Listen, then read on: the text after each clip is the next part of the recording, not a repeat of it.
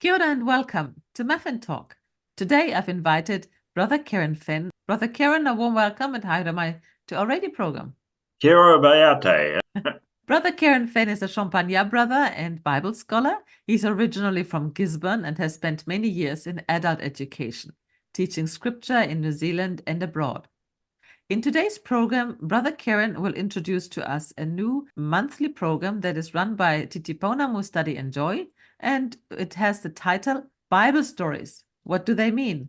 We would like to give the participants the chance to engage and ask questions.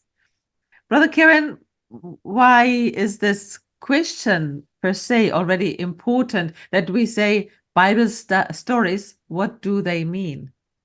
Well, I think we've got to put everything in a context. And the wisest thing I have ever heard is that the Bible is a library. And when you go into a library, there are all different types of books. And actually, when we get even into books like the Gospels, we've got stories.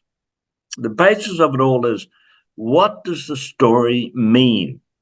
I mean, our other courses are going to be the stories, the miracle stories, then parable stories. But overall, the Bible itself is a library. And for the Hebrew scriptures, the Old Testament, they have a three-part Torah, Tanakh, the N for the Nevi'im, the prophets, and the Ketubim, the wisdom writings. Well, our Bible has slightly different names, of course, and we have Torah. Yes, we agree on our Pentateuch. Then we have the historical stories.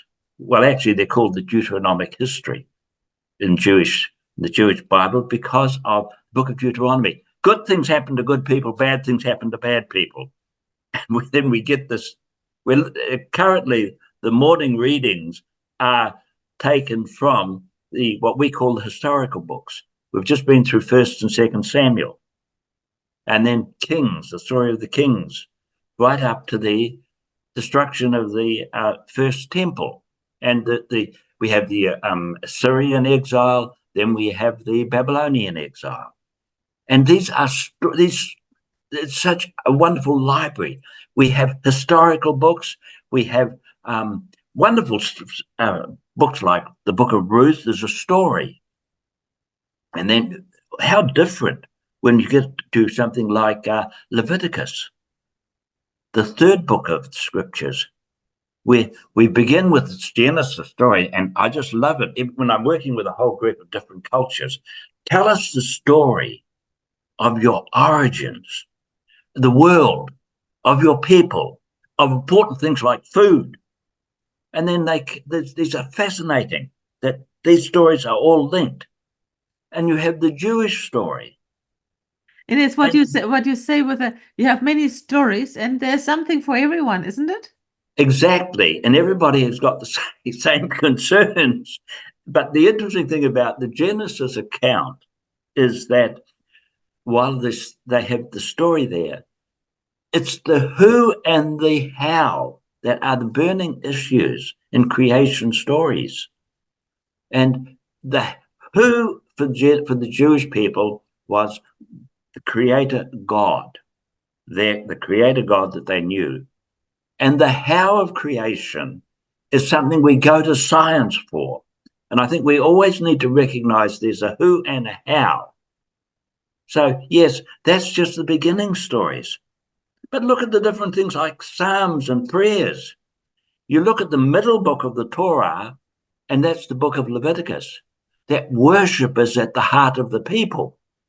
And just before that, Exodus is the story of our origins. Everybody likes to have stories of their origins. You have genealogies. That's what makes it so fascinating. This enormous book that contains the Hebrew stories. And then even when you come to our own, to the New Testament, you've got Gospels, you've got letters, and you've got an apocalypse. 3 different types of literature. So And this library concept, I think, is brilliant because it contains a huge variety of writing. must have been a real challenge to put the writings together for each Sunday, so to combine them and for the whole world to have the same stories in the Catholic Church. Oh, well, thank goodness we've managed to get the same lectionary for many of the Christian churches. But I have to laugh because the gospel for Tuesday, for Monday today, was the story of the Gadarene demoniac. You know, the one where the pigs get it? Yes. And it occurs to today's reading, but it doesn't. It's the one part of the Gospel of Mark that's not used as a Sunday gospel. I have to just comment that this interview is recorded on the 29th of January. So if anybody wants to check what the gospel reading was and what the readings were, so the 29th of January 2024. Yes, because people are still scratching their heads that here we've got Jesus, the poor pigs, get the demons getting sent into the pigs. Now, what on earth? Quite frankly, the best interpretation I've come across of that one is that you only have to look. Gadara, demoniac, Gerasa, Gergesa, those 3 names are, the story, 30 kilometers away from the sea. Pigs don't have sweat glands, so they don't stampede. So you've got a stampede of pigs all the way over to the Sea of Galilee to jump in. No, I think there's a little bit of, we have a healing of a man who's possessed, an exorcism, a healing story, and then a little shot at the Romans who conquered Jerusalem, destroyed it, and destroyed the temple. And of course, the Roman leader, this flag, the pennant, was of a fertile sow with piglets. So I think really it's a shot at the pagan culture, at the Romans, at Gentile pigs and so on, which are an unclean animal. And all of this gets added into a story that was a healing story, which, where did it take place? Gadara, Gergesa, Gerasa. And I always remember when I visited the site, or so-called site, of the stampede of the pigs into the Sea of Galilee. It was fenced off with razor wire.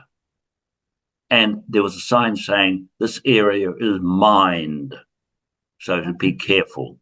And I thought to myself, well, where are the demons and the devil in all of this?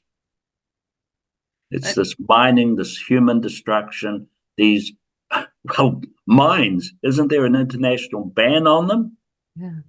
I think that, well, what you just explained when we talked about the story and about the pigs, you often mentioned, I think, and that's exactly the beauty, because that's why the title is What Do They Mean? Because there are a lot of stories where we have different opinions. We have different, there are different scholars, and also we might come across some new evidences that might change what we think it means. So there's not necessarily one answer to all questions. Actually, you do raise a very good point there, because there are huge numbers of books written about parables, but you do not find a great number about miracles. I have read a couple of the best ones that I think are in English, and it is a fascinating study, the study of, again, a worldview in which everything is controlled, all the elements and so on.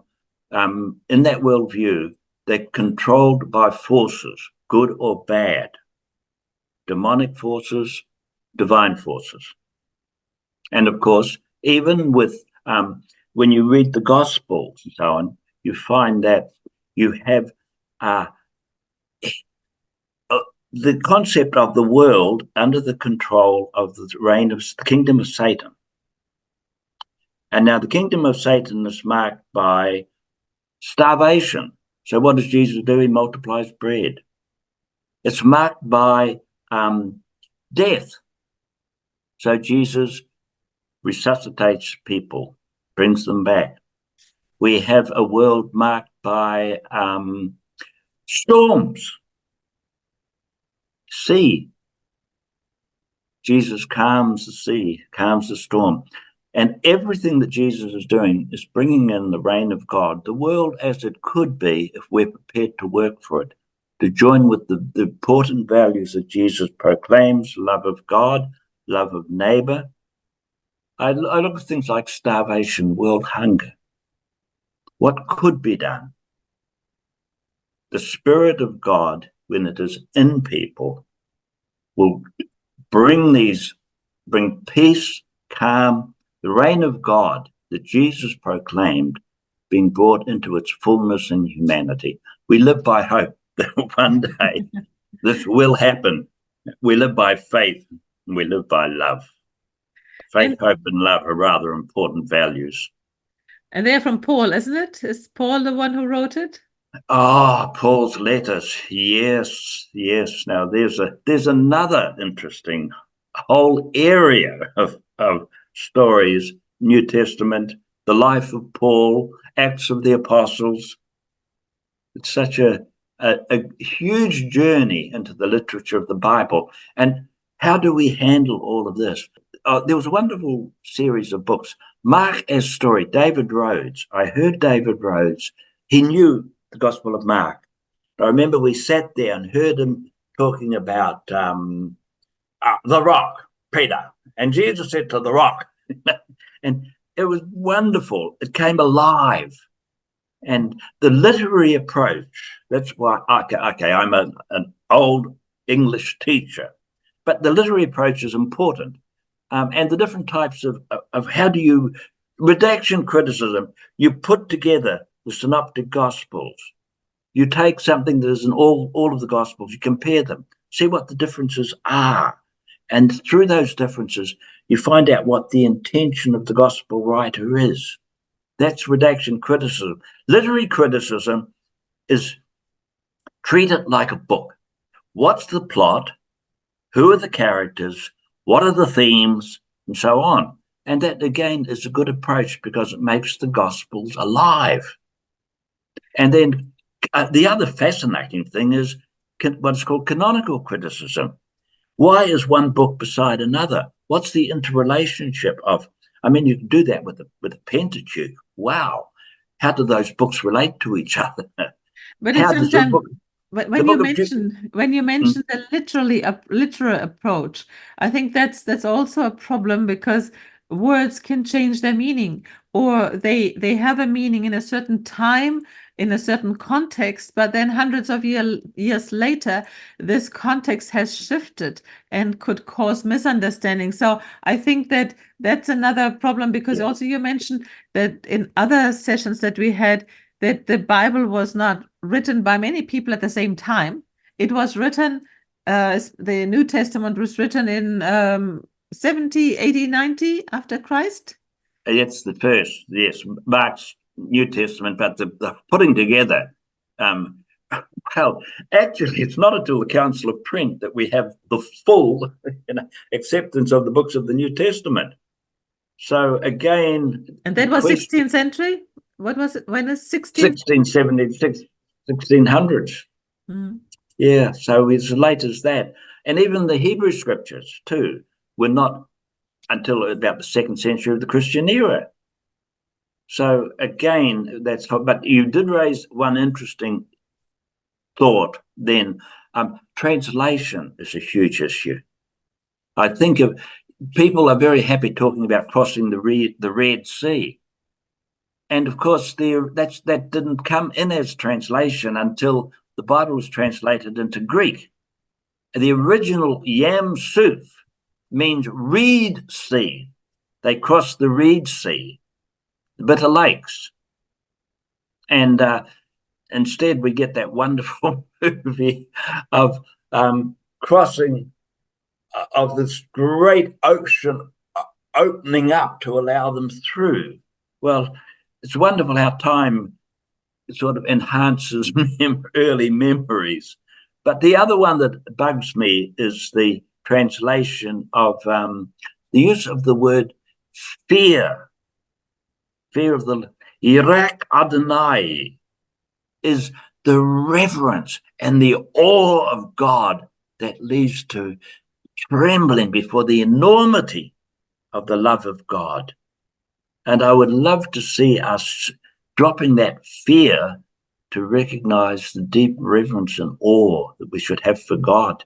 It's in the Psalms and so on, but it's a pity that I'm afraid I find difficulty to use that, because God doesn't want us to fear God. God would much prefer us to love God. That's an interesting word, because in German, fear is Furcht and awe is Ehrfurcht. If you translate it literally, it would be Ehrfurcht is honorary fear. Yes, if you translate it literally. That's probably much closer to it. Yeah, the real meaning. Yes. Yeah. Yeah. So sometimes also when you read the stories in the Bible, you have two stories that seem contradictory. There's lots of those, right? Again, time enhances memories, changes. I mean, even David and Goliath. We find in Chronicles is one of those books people hardly ever look at, but we find someone else killed Goliath. Oh, well, that's right. No, I worked out that must have been Goliath's brother. Right? Biblical truth needs at times to have a little bit of common sense come in to recognize, yes, times change.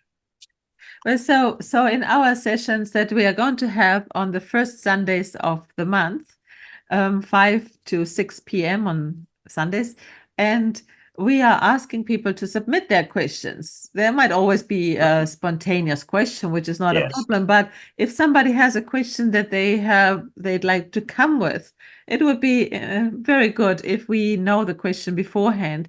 And so we have put up a little link on the website where people can submit their question so that it can be covered.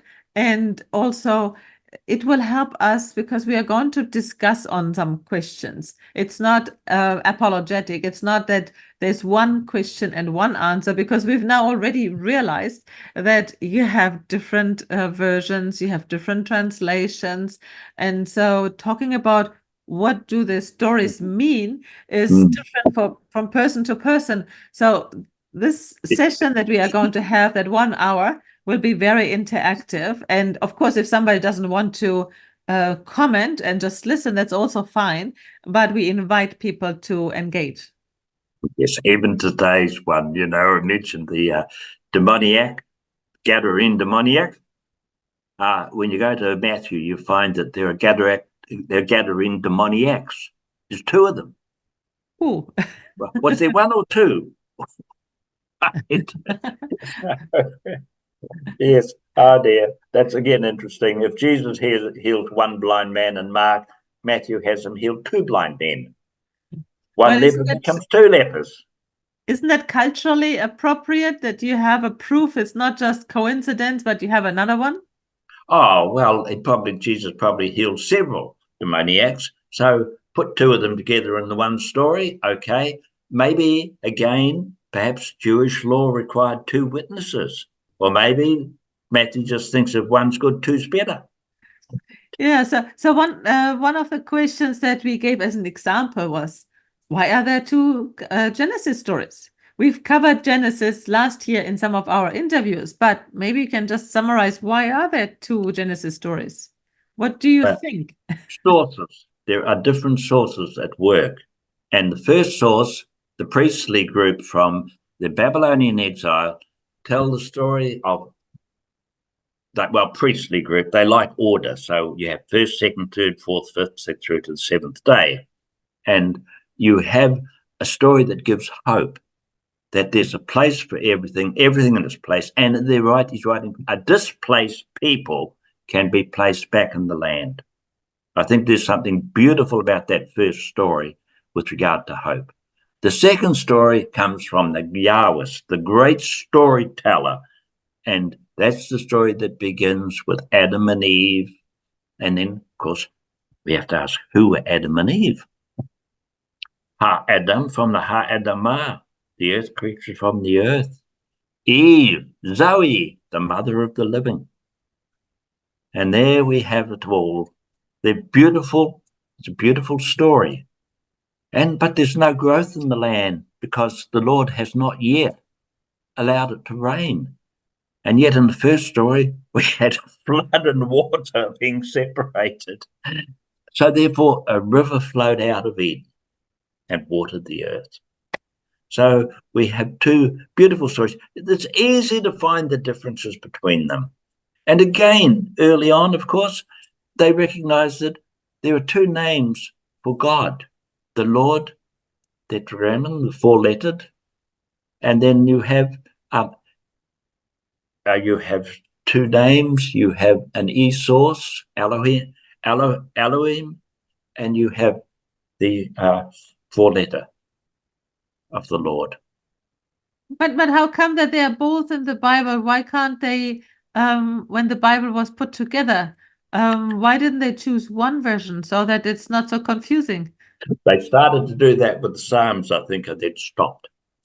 Because God is bigger than one name. God is bigger than one name. By the way, who were they?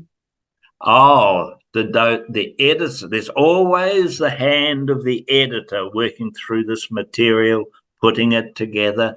Inspiration is what is behind it all, putting together of the different works. I mean, and the differences, I just love the differences where you get, so take the prophets. Have you ever looked carefully at the book of Jonah? It's different from all the others. The only prophet that ever succeeded, and he sat down and sulked, but it's a story. Jonah is a story. The others have got oracles and the rest of it in them. And if you look at our Bible, sitting there is the book of Daniel. I used to love setting the question, is Daniel among the prophets? The answer is no, because in the book of Daniel, you never have the line, and then God said. Is that the secret message for the prophet? Well, Daniel is not. Daniel is placed among, I think, in the Hebrew scriptures, he would probably be among the minor prophets. Yeah. Well, no, he's not even a prophet. Oh, Daniel is not a prophetic book. It could be a historical book, but no, you don't have an oracle of the Lord and so on. Yeah. So we have we put Daniel in there because he kind of fits in. So sometimes there might be a real obvious and true reason for something in the Bible, some of the stories Yes, or some elements, and sometimes we just don't know. So we have different theories, and so that's why we say we are unraveling the stories. And that's when you can start thinking. The Bible is a book where you can think about stories, and you might, in different times of your life, you might understand it completely differently. So unraveling them, yes, and then put them back together. Yep. That's all. It's the process. I think a lot of that went on. I think that sometimes the challenge when you hear the readings in the church and if you come only on Sundays and you don't remember, you don't have that chain of stories, and then you have one story that is quite on its own, and that's, I think, when you have some problems to understand. We had a beauty today. We had that story, wonderful story of David fleeing from Absalom, and then he gets cursed by this Benjaminite, Shimei, because of the house of Saul being destroyed and David, the kingship of David, beginning. Shimei curses him, and one of David's soldiers wants to kill him. Shimei, let's cut his head off. No, says David, don't. Maybe God has sent him to curse me, and so on. And we think, how wonderful, David, you're very noble. Then David, on his deathbed, tells Solomon, send Shimei down to Sheol. When you know the end of it story, see, we only get part of the story when we hear a reading. we've got to put the text in the context, know the whole story. Like we're currently with the readings in the morning, we have the books of Samuel, 1st and 2nd Samuel.